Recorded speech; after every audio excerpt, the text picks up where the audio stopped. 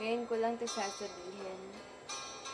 Nung una pa lang kasi kitang nakilala, nagustuhan na kita. Yung maamo mong mukha, yung maganda mong tindig, tsaka kahit sinti ka lang manamit, maganda ito para sa akin. Lahat yata ng katangian ng isang lalaki, nasa iyo na. Kaya nga, gustong gusto kita. Nung nalaman ko yung pangalan mo, di na kita nakalimutan.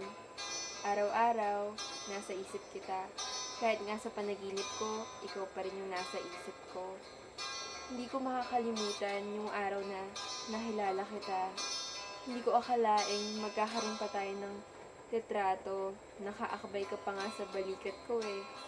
Ikaw kasi yung unang lalaking nakaakbay sa akin. Gusto pa kita, kaya masayang masaya ako dahil doon.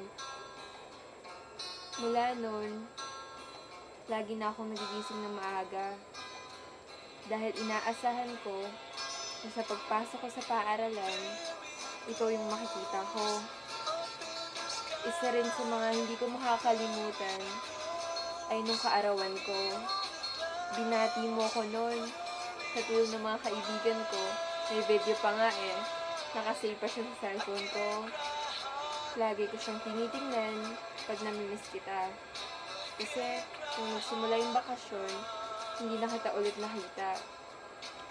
Ang hiling ko, sana makita kita ulit ngayong pasukan na. Ginagawa ko to upang sabihin sa yung nararamdaman ko. Hindi ako humihingi ng tugon mula sa'yo o anumang kapalit. Basta gusto ko lang ipakita sa'yo or ipadinig yung nararamdaman ko. Yun lang. Ang gusto ko lamang ay makita kita ulit. Hanggang sa muli. Paalam.